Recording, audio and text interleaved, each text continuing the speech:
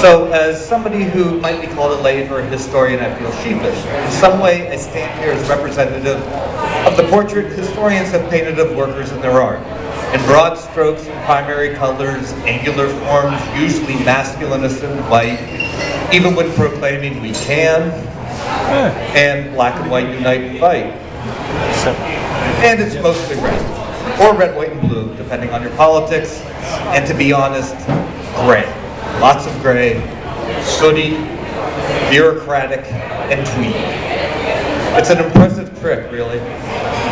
Labor historians have taken all that social realist imagery, all that everyman heroism, and conjured baseline levels of interest. I offer as an antidote this small observation.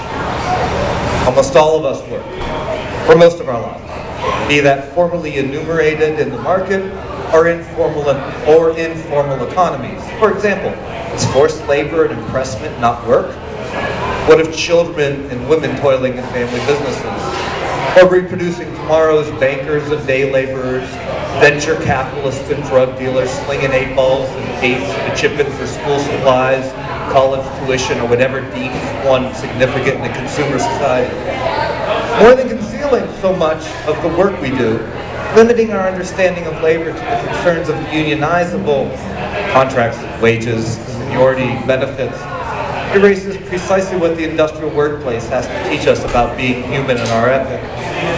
Born of an unprecedented ferment of conquest, slavery, empire, and revolution, industrial capitalism combined, engineered, and commodified the world's labor and resources in fewer than 150 years. It's quite a feat.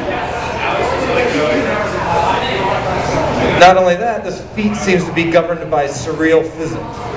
The deeper the mines went, the taller the cities became, mountains melted into luminous towers. Communications and transportation technologies collapsed time and space, countryside and city grew apart.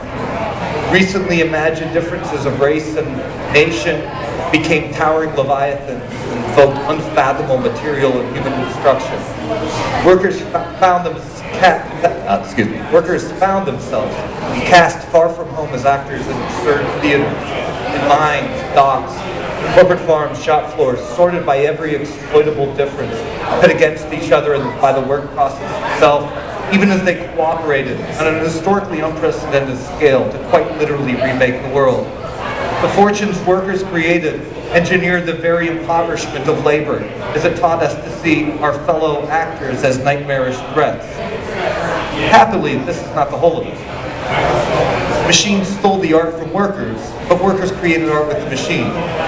Laborers riding the rails from jobs to jobs or spending their lives on assembly lines transmogrified the violent din of the train and factory into music. A banjo, or the harmonica, a wailing steam whistle.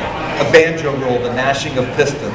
Johnny B. Good took with him the silent tracks, peel wires, composite magnets, copper windings to keep time. Time on his guitar and time for himself. And herein lies the great dilemma of the modern. Could we salvage our humanity from the machine? The world we created, one of unprecedented dislocation and inequality, containing a latent capacity for unprecedented security and cooperation, appears as a menagerie of existential threats from which only obedience to nation and conventional ambition can save us. Will we fall in line, punch the clock, bite the backs of each other, or will we use our artistic capacity to see the other as ourselves?